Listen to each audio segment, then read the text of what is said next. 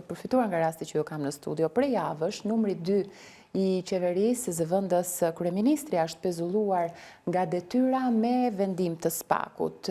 Kryeministri është shprehur se pezullimi i zonjës Belinda Balluku është ndërhyrje në pushtetin ekzekutiv dhe këtë e ka cilësuar si rastin e parë që ndodh në Europë.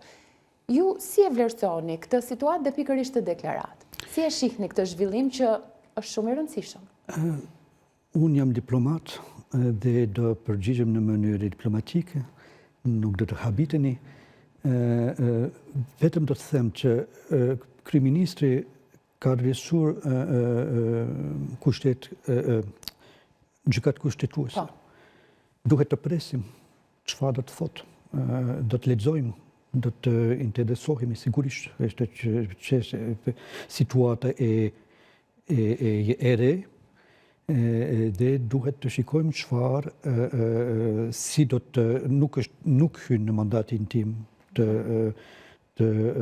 adresoj këtë çështje, nuk do ta bëj koment, vetëm presim çfarë autoritet kompetent do të thotë. Por a është ky një zhvillim që trondit dhe është i pari rast në Europë? Më sa di unë por nuk mund të jem 100% i sigurt, por më duket që po, nëse të paktën unë s'kam dëgjuar për një rast të tillë ku punoja dhe ku jetoja dhe punoja. E qartë. Por ne në hyrjet e intervistës cekëm pak momente dhe pjesën e korrupsionit. Si është korrupsioni raport me Shqipërinë, apo Shqipëria në raport me korrupsionin? Etiketohet në çdo rast si një fatkeqësisht është problemi e vërtet, që asnjëri s'kam dëgjuar asnjëri që mohonte nga gjithë aspekti politik, të gjithë janë dakord që problemi është një problem kryesor, të gjithë e dinë që është problem në rrugën për në Europë, që nuk do të bëhet antare e Bashkimit Evropian, Shqipëria sapo nuk do të zgjedhë, ndoshta jo tërësisht, por pjesën e madhe e kësaj problemi. Problemi ekziston në nivel të ndryshme në vendin tuaj. Prap nuk është vetëm në Shqipëri, por këtu ndoshta është në shkallë të veçantë. Dhe ka punë edhe ne kontributojmë, kemi një deg në prezencën tonë që merret vetëm me këtë punë luftë kundër korrupsionit. Dhe kur bëhet fjalë për nivele të larta të zyrtarëve të lartë, situata bëhet më shqetësuese. Situata shqetësuese është në çdo nivel. Mendoj që prindërit që kanë problem korrupsionit në shkollë me mësues konsiderojnë që problemi është kryesor për ta sa është korrupsioni në nivelin më të lartë. Në një vend që ka shumë zhvillime, një vend i vogël siç është Shqipëria, po ama duket se kryefjalën e lajmeve e bën gjykata e posaçme apo SPAK-u. Kush po trondit më shumë në këto kohë, qeverinë, SPAK-u apo opozita? Ose lajmet kush po i bën më shumë, politika apo SPAK-u? Në mënyrë diplomatike edhe herë do të them që nuk është pyetje për mua, për ta. E pyetni anëtarë të qeverisë për kë kanë më shumë frikë për SPAK-un ose për opozitën. Unë mendoj që i di përgjigjen, por nuk do t'ju them tani, sepse nuk është opinion zyrtar, por është përshtypje personale. Një gjë mund të them që ne në OSBE si aktorë ndërkombëtar tjetër këtu, Bashkimi Evropian, shtetë të ndryshme që kanë një interes të veçantë për Shqipërinë, ne gjithashtu konsiderojmë që reforma e së drejtësisë këtu ka qenë një hap shumë i rëndësishëm.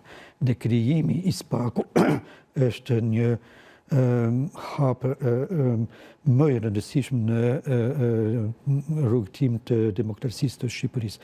Dhe enkurajojmë punën e SPAK-ut, kemi marrëdhënie të mira dhe jemi gati për të ndihmuar për trajnime të ndryshme që kemi organizuar për ta.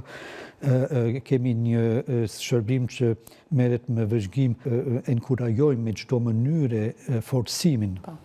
Është një hap i rëndësishme dhe shpresoj pa kthimit.